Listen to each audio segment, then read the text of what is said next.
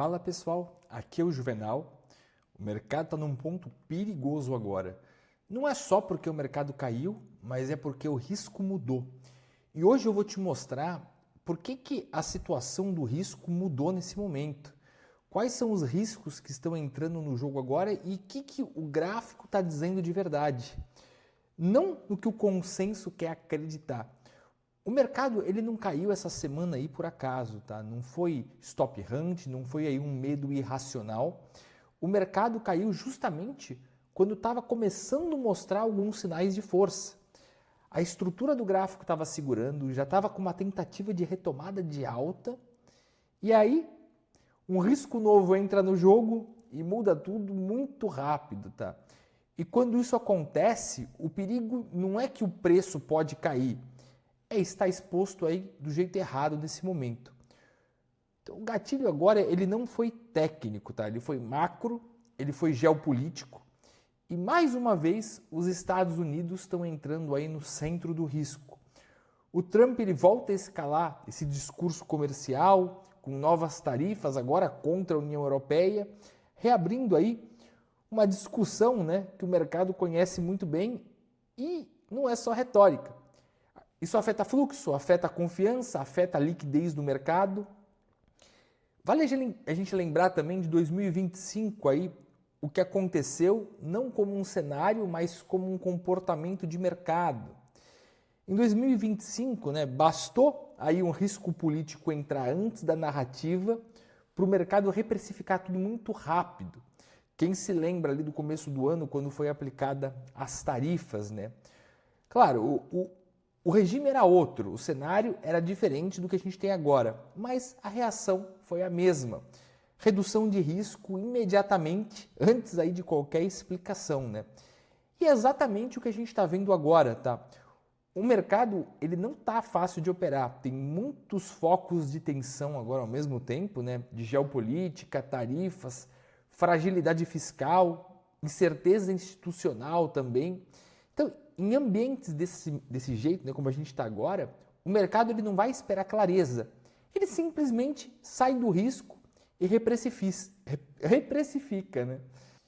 E achar que cripto está isolado disso, né, é um erro bem clássico, porque quando o risco sobe, a liquidez cai, a alavancagem some e os ativos de risco, como cripto e Bitcoin, eles sofrem muito. Tá?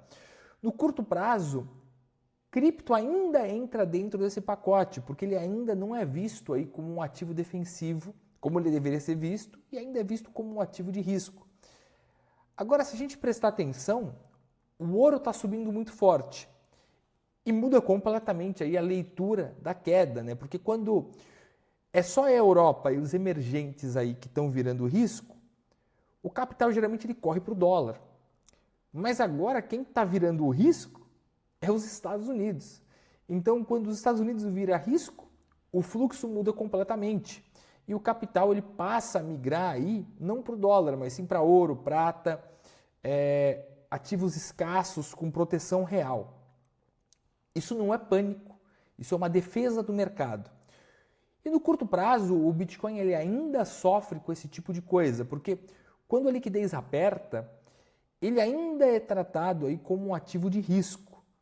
Mas no médio prazo aí essa leitura muda, tá? Porque quando o mercado ele começa a se perguntar, tá, qual que é o ativo fora do sistema?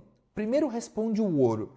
Aí historicamente o Bitcoin ele tende a responder depois. Não é a primeira opção dentro desse cenário, mas posteriormente ele tende aí a pegar parte desse capital que tá escoando, né? Então o ouro hoje ele antecipa o medo, mas o Bitcoin ainda paga o preço do risco. Mas essa combinação aí, historicamente, é construtiva aí mais para frente, tá? Então, o mercado não está dizendo que acabou a alta, que não vai voltar. O mercado só está reprecificando aí um novo risco que entrou agora dentro do jogo. Então, quem ignora isso vai chamar de manipulação. Mas quem entende para de reagir e começa aí a observar o que está acontecendo. Agora, a pergunta que a gente tem que fazer, que é importante aí, é: a estrutura está sendo realmente perdida ou o mercado está só digerindo aí esse risco novo que está aparecendo?